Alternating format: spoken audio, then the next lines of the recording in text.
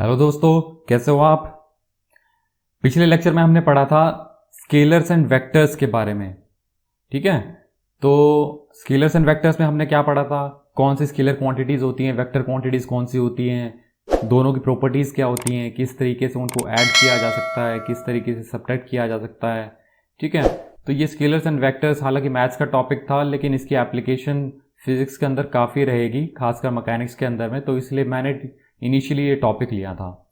आप अच्छे से जो है इसको टॉपिक को कवर कर सकते हैं दोबारा। मैं ऊपर आई बटन के ऊपर यहाँ पे लिंक दे दूंगा, आप उस लिंक के ऊपर क्लिक करके वो पूरी सीरीज़ आप देख सकते हैं। तो एक्चुअल फिजिक्स बेसिकली अब स्टार्ट होती है हमारी। ठीक है, क्योंकि फिजिक्स के अंदर जो पहला टॉपिक जो मैंने बताया था आपको, वो हम स्टार्ट करेंगे काइनेमेटिक्स का। ठीक है, तो यहाँ से हमारी फिजिक्स स्टार्ट होती है। अभी तक तो हम मैथ्स ही पढ़ रहे थे। तो इस लेक्चर के अंदर हम पढ़ेंगे जो काइनेमेटिक्स का जो पहला टॉपिक या सब टॉपिक की बात करें तो उसके अंदर हम पढ़ेंगे कि रेस्ट एंड मोशन के बारे में, कि कोई भी पार्टिकल रेस्ट पे कब कहा जाता है या मोशन में कब कहा जाता है, ये रिलेटिव टर्म्स हैं या एब्सोल्यूट टर्म्स हैं। ठीक है, तो इसके बारे में हम पढ़ेंगे, और साथ के साथ कुछ बेसिक टर्म्स जो हैं ये ऑलरेडी आप पढ़ चुके हैं, लेकिन आपको एक फिर भी बेसिक आइडिया देने के लिए कि स्पीड क्या होती है, ठीक है, वेलोसिटी क्या होती है, एक्सेलरेशन क्या होता है, ठीक है, डिस्प्लेसमेंट क्या होता है, डिस्टेंस क्या होता है, डिस्टेंस और डिस्प्लेसमेंट में क्या डिफरेंस होता है, स्पीड और वेलोसिटी में क्या डिफरेंस होता है। तो ये सारी चीज़ें हम पढ़ेंगे इस टॉपिक के अंदर में। ठीक है, तो चलो ज़्यादा टाइम ना लेते हुए हम शुरू करते हैं।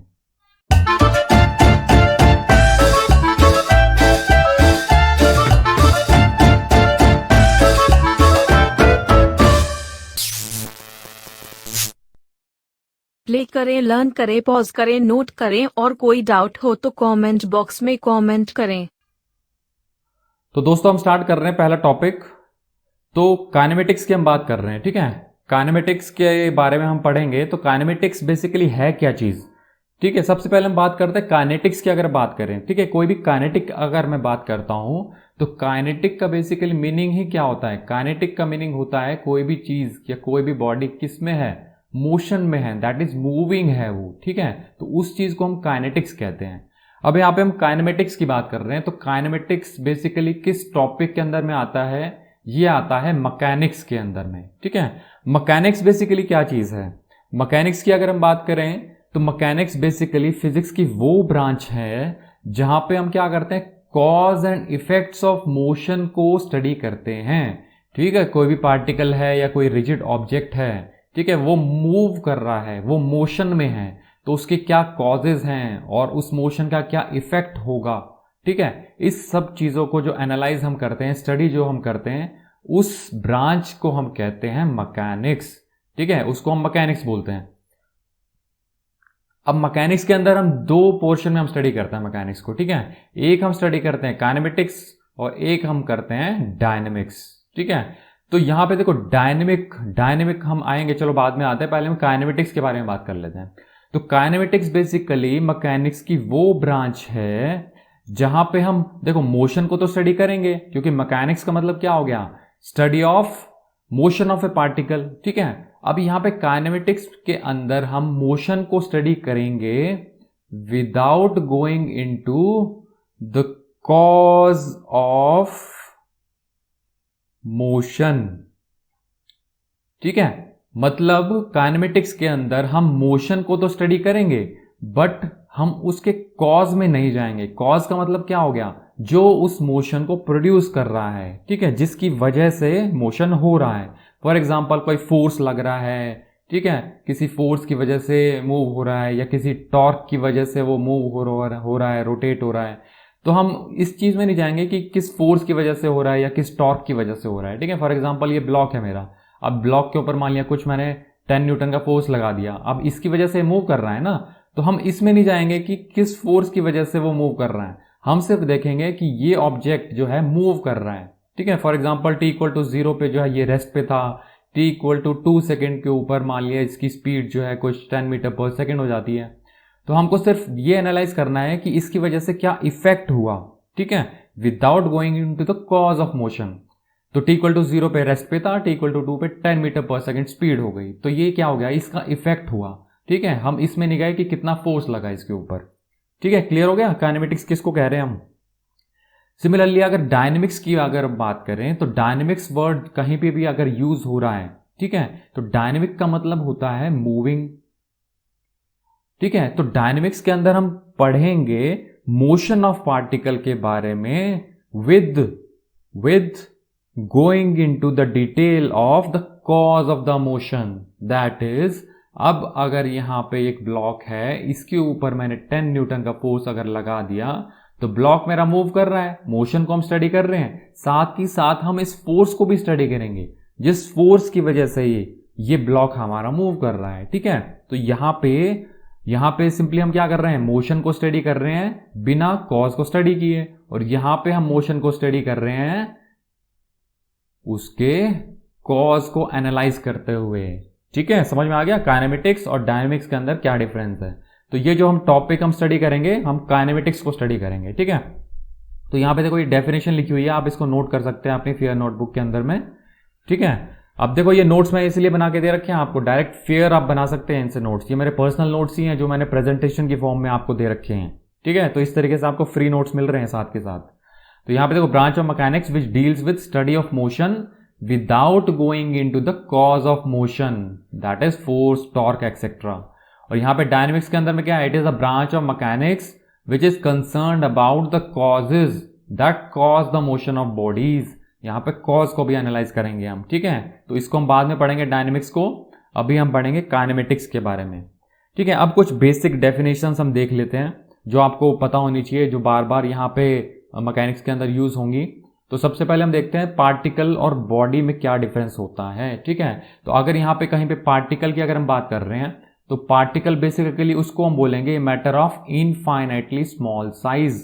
ठीक है, कोई भी अगर मैटर है, इनफाइनाइटली स्मॉल साइज का मतलब क्या हो गया, बिल्कुल मतलब वो नामात्र साइज का है वो। ठीक है, बहुत स्मॉल साइज का है। तो इसका मतलब क्या हुआ, अगर मान लिया यहां पे मैंने अगर डॉट लगा दिया ये, तो इसका साइज जो है वो इनडेफिनेटली स्मॉल है। ठीक है, बहुत छोटा सा पॉइंट मैंने लगा दिया, तो बेसिकली इसका क्या है, कोई डेफिनेट पोजीशन तो रहेगी बट कोई डायमेंशन नहीं है। ठीक है, इसका कोई साइज नहीं है, इसको मेजर नहीं कर सकते हम। बट सारा का मास जो है, मैटर जो है बेसिकली यहाँ पे कंसेंट्रेटेड है, तो इसकी एक डेफिनेट पोजीशन होगी। ठीक है, तो आगे हम देखेंगे, हम जो भी न्यूटन्स लॉज ऑफ मोशन या और भी अगर हम देखें तो पॉइंट मासेस के ऊपर हम लगाएंगे वो चीजें। ठीक है, तो पॉइंट मास बेसिकली क्या हो गया, पार्टिकल को ही कह रहे हैं हम यहाँ पे। ठीक है, तो इसको हम पार्टिकल बोलेंगे। और एक ऐसा मैटर जिसका एक फाइनाइट साइज, शेप हो, ठीक है, ऑक्यूपाइंग सम डेफिनेट स्पेस, उसको हम बॉडी बोलेंगे। फॉर एग्जाम्पल ये ब्लॉक मैंने बना दिया यहाँ पे।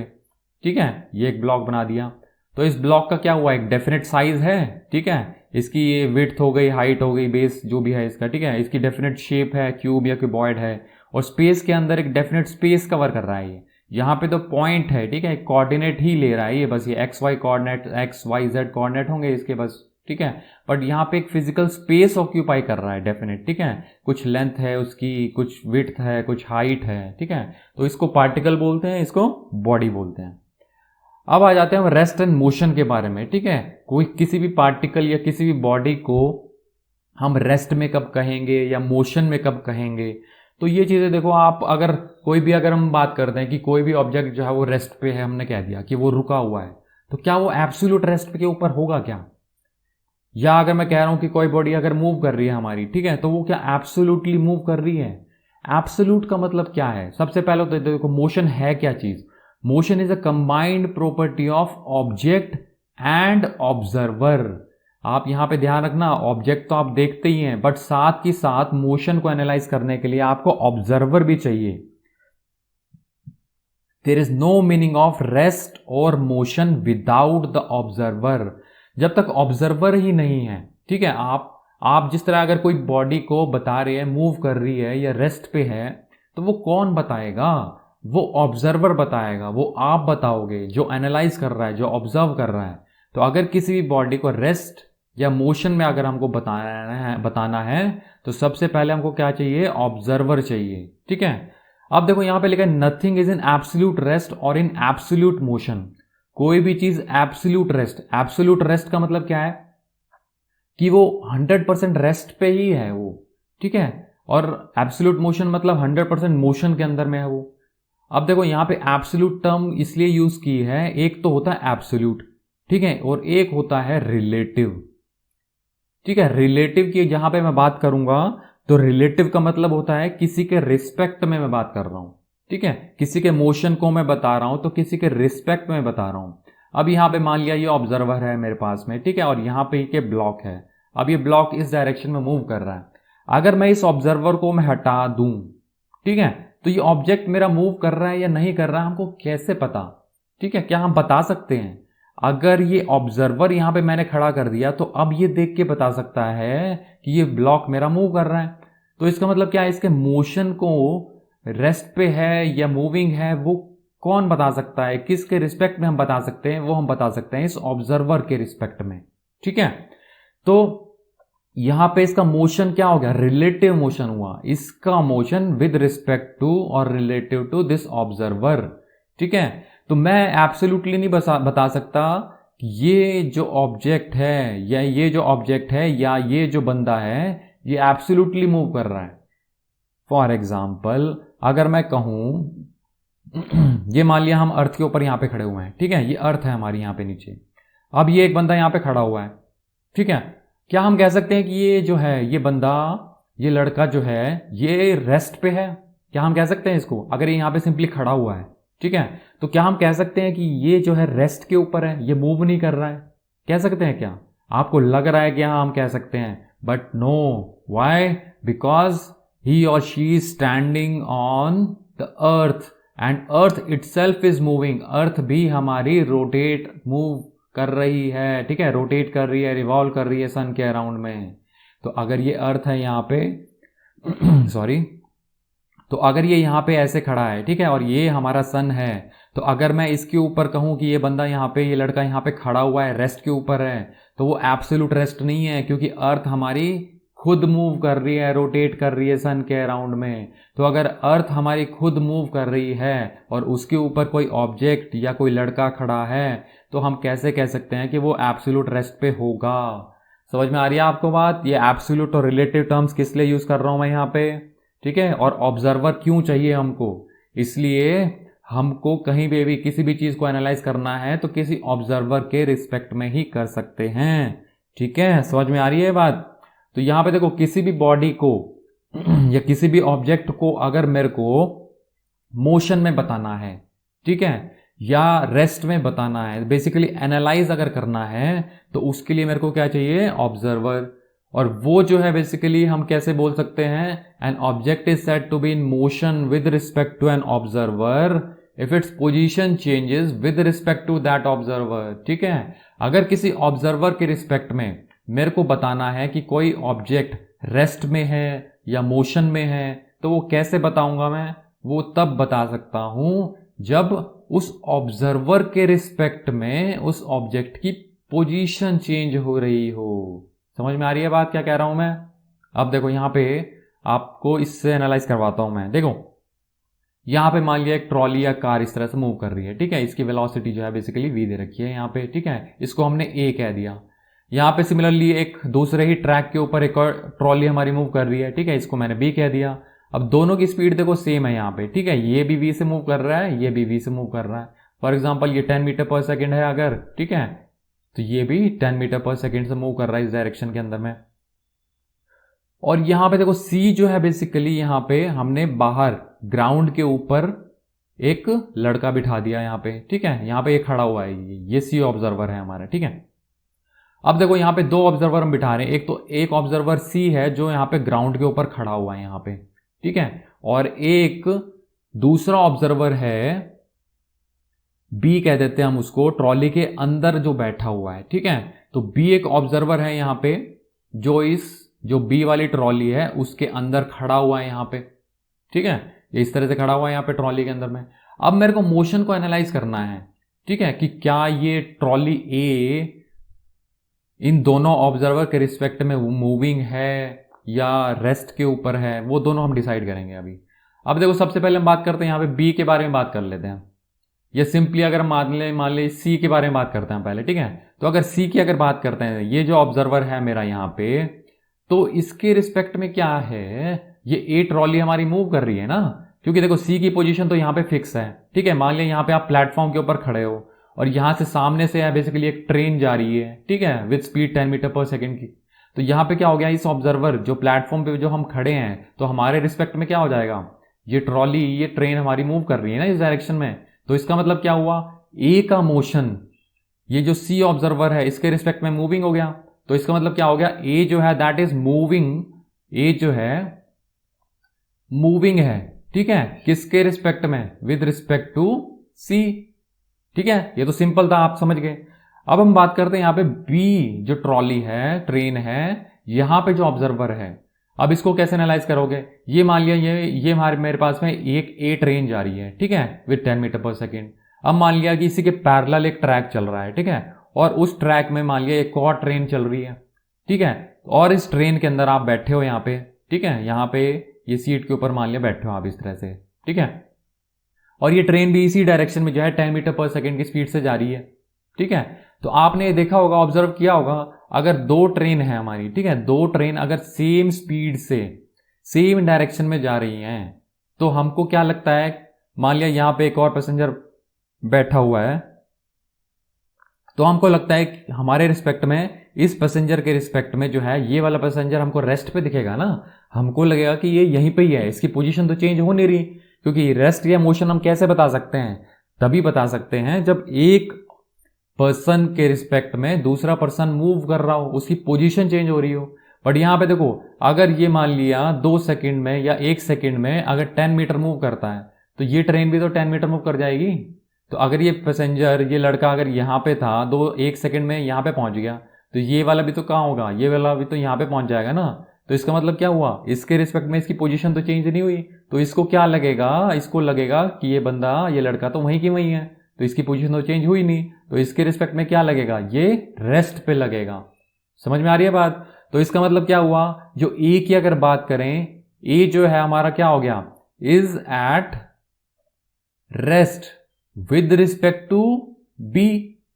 समझ में आ रही है ना बात आपको, किस लिए हम एब्सोल्यूट या रिलेटिव टर्म्स में हम बात कर रहे थे, ठीक है। यहां पे देखो, ट्रेन हमारी सेम है, पैसेंजर हमारा सेम है, ए वाला, वो सी के रिस्पेक्ट में तो मूव कर रहा है और बी के रिस्पेक्ट में रेस्ट पे है। तो इसका मतलब कोई भी बॉडी, ठीक है, मूव कर रही है या रेस्ट पे है, वो कैसे बता सकते हैं हम, ऑब्जर्वर के रिस्पेक्ट में, ठीक है। ऑब्जर्वर जैसे ही चेंज होगा, हमारा मोशन भी चेंज हो जाएगा, ठीक है। समझ में आ गई बात। रेस्ट और मोशन को कैसे हम डिफाइन कर रहे हैं, और ये बात आप ध्यान रखना, इंपॉर्टेंट पॉइंट है, nothing is in absolute rest और एब्सोल्यूट मोशन। एब्सोल्यूट नहीं है, रिलेटिव है हर चीज, ठीक है। कोई भी चीज मूव कर रही है या रेस्ट पे है, किसी ऑब्जर्वर के रिस्पेक्ट में हम बता सकते हैं। तो सब कुछ रिलेटिव टर्म्स में हम बात करेंगे, ठीक है। क्लियर हो गया।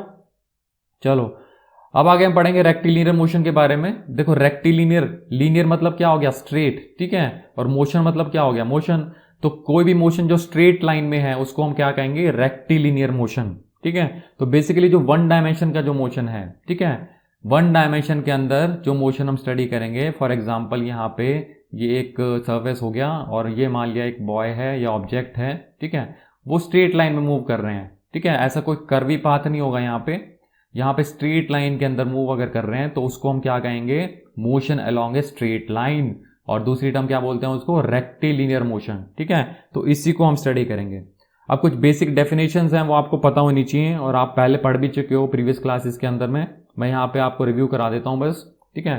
देखो पोजीशन क्या होती है, किसी भी पार्टिकल की पोजीशन की अगर हम बात कर रहे हैं तो वो क्या होती है, it refers to its location in the space at a certain moment of time, ठीक है। तो अगर ये मान लिया यहाँ पे ये ऑब्जेक्ट हमारा मूव कर रहा है, ठीक है, अगर मैं यहाँ पे इस तरह, ये तो हम 2 डायमेंशन के अंदर हम बात कर रहे हैं, ठीक है। तो अब यहाँ पे देखो, अगर स्ट्रेट लाइन की अगर बात करेंगे तो यहाँ पे देखो स्ट्रेट लाइन की अगर बात कर रहे हैं तो एक ही कोऑर्डिनेट आएगा इसका यहाँ पे, तो ठीक है, ये एक्स कोऑर्डिनेट ही आएगा।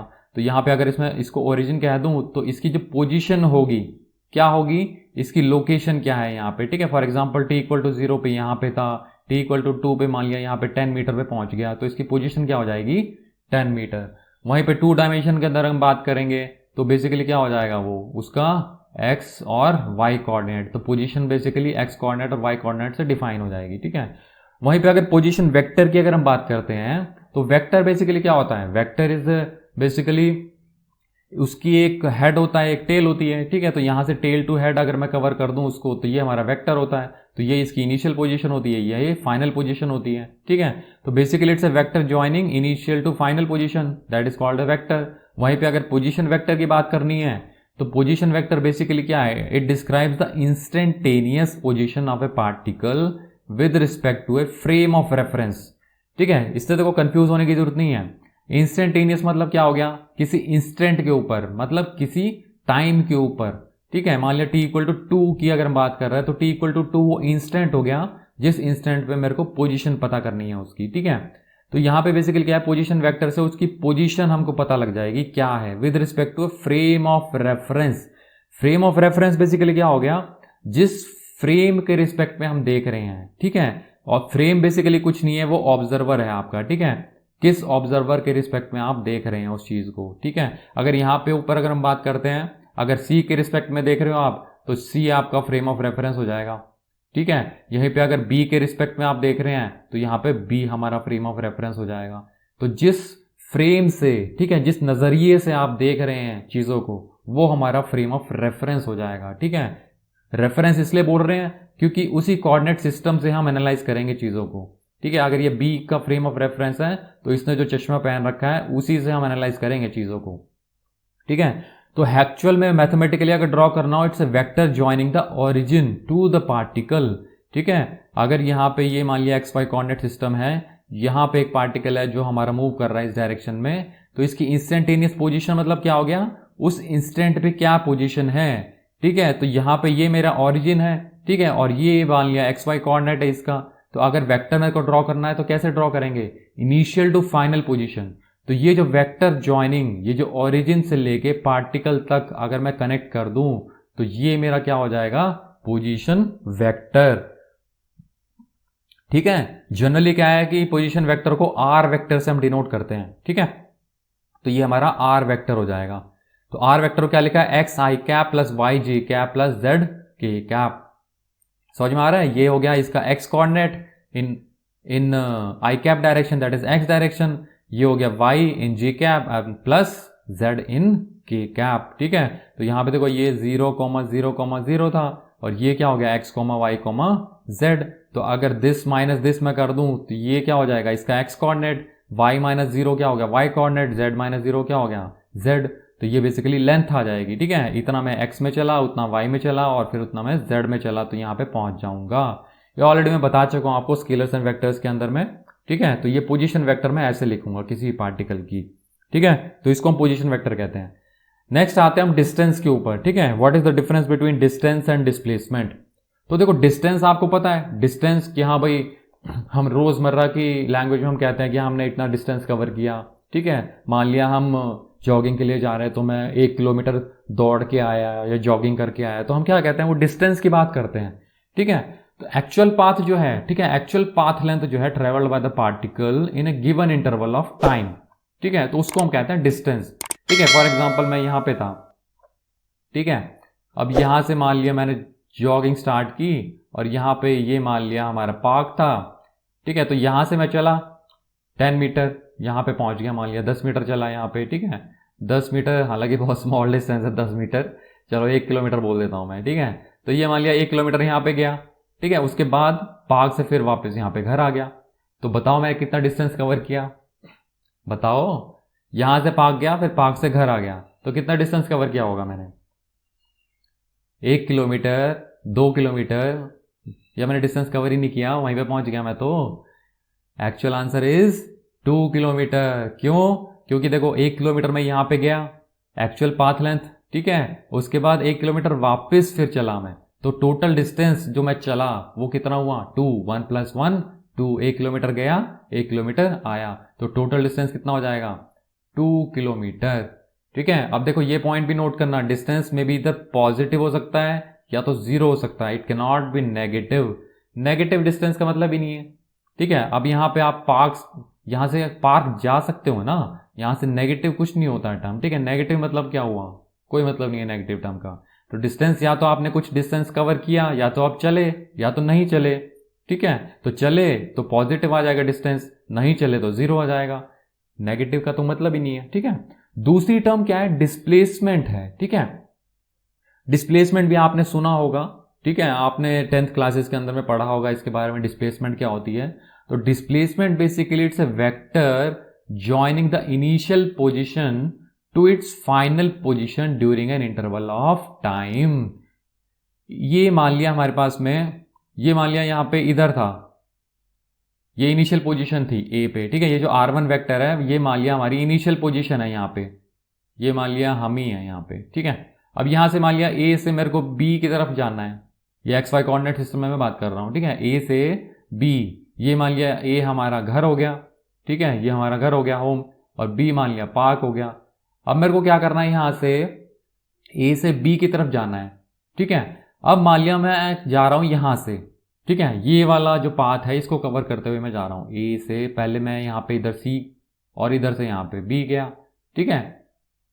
मान लिया यहाँ पे कुछ बारिश हो रही है, यहाँ पे रोड खराब है, ठीक है, मैंने ये वाला प्रेफर कर दिया, मैं इस रूट से जा रहा हूँ ए सी बी, ठीक है।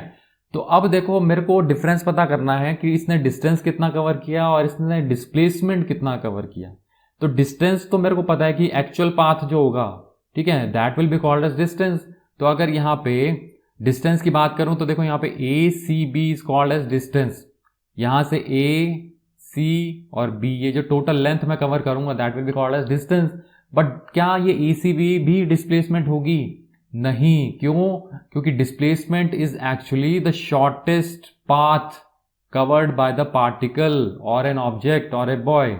तो शॉर्टेस्ट पाथ कौन सा होगा? जब हम इनिशियल पोजीशन और फाइनल पोजीशन को ज्वाइन कर दें। समझ में आ रही है बात? अब ये देखो, ये ए है, ये बी है, तो शॉर्टेस्ट पाथ कौन सा होगा? जब मैं ए को बी के साथ कनेक्ट कर दूंगा वही शॉर्टेस्ट होगा। तो यहां पे अगर मैं इस वेक्टर को कनेक्ट कर दूं ऐसे, ठीक है, ये जो ए बी वेक्टर मेरा बनेगा इनिशियल टू फाइनल, तो ये जो ए बी वेक्टर है, ठीक है, that will be called as displacement. अब यहां पे देखो वेक्टर हम बोल रहे हैं इसको, ठीक है, तो डिस्प्लेसमेंट क्या? इट्स अ वेक्टर क्वांटिटी, क्योंकि यहां पे डायरेक्शन डिफाइंड है, ठीक है, क्योंकि यहां पे देखो इनिशियल पोजीशन है, ये फाइनल पोजीशन है, तो इनिशियल टू फाइनल मैंने वेक्टर बनाया, तो ये डिस्प्लेसमेंट वेक्टर हुआ। पाथ के अंदर कोई लेंथ है हमारी, ठीक है, कोई डायरेक्शन नहीं है, ठीक है, टोटल जो पाथ लेंथ है उसकी कोई डायरेक्शन नहीं है, बट यहां पे एक सिंगल लाइन मैंने कनेक्ट कर दी है, यहां पे बना दी है, ठीक है, तो ये वेक्टर क्वांटिटी है। तो इनिशियल टू फाइनल जब आप ज्वाइन कर दो तो ये जो वेक्टर निकल के आएगा that will be our displacement और डिस्प्लेसमेंट वेक्टर, ठीक है। तो अब देखो, अगर मान लिया मेरे को वेक्टर फॉर्म में अगर लिखना हो, ए बी वेक्टर बेसिकली क्या है, इसको डेल्टा आर वेक्टर लिख दिया हमने, डेल्टा आर, ठीक है। तो ये कैसे निकलेगा? That is R2 vector minus R1 vector. ये कैसे लिखा मैंने? अब देखो यहां पे मैं वेक्टर लॉ ऑफ एडिशन को यूज करूंगा, ठीक है, ट्राइंगल लॉ ऑफ एडिशन को। तो यहां पे हम क्या करेंगे, ये जो R1 वेक्टर है, ये तो ये वाला वेक्टर हो गया मेरा, ठीक है, दैट इज R1 वेक्टर। ये हो गया मेरा डेल्टा आर वेक्टर जिसको मैं बोल रहा हूं, ठीक है, दैट इज पोजीशन वेक्टर, मतलब displacement vector, not position vector, displacement vector. और ये जो है R2 वेक्टर, ये पार्क की पोजीशन को डिफाइन कर रहा है, ठीक है, तो ये हो गया मेरा R2 वेक्टर। अब ट्राइंगल लॉ ऑफ एडिशन से क्या होता है? First vector plus second vector is equal to resultant vector. तो इसका मतलब क्या हो गया? R1 vector plus delta R vector, ये किसके इक्वल होगा? इनका रिजल्टेंट क्या हुआ? R2 वेक्टर, ठीक है। तो अगर यहां से डिस्प्लेसमेंट वेक्टर अगर निकालना हो delta R, that will be equal to R2 vector minus R1 vector.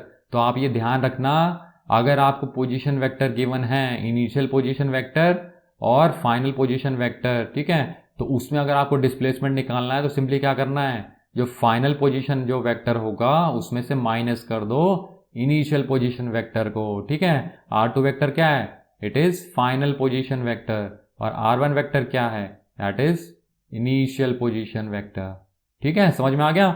चलो आगे बढ़ते हैं हम। अब देखो यहाँ पे इसको समझने के लिए क्वेश्चन में दिखा रखा है आपको, बहुत सिंपल सा क्वेश्चन है, ऊपर आप समझ चुके हो तो ये बहुत इजी क्वेश्चन हो जाएगा ये वाला, ठीक है।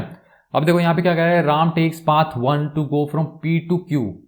P से Q जो है बेसिकली पाथ 1 ले रहा है वो, ठीक है, ये तो है बेसिकली यहाँ पे तो है हमारा राम जा रहा है, ठीक है। और ये क्या है, श्याम टेक्स पाथ 2, ये जो सेमी सर्कुलर पाथ है, तो श्याम जो है यहां से जा रहा है, ठीक है, श्याम यहां से और राम यहां से।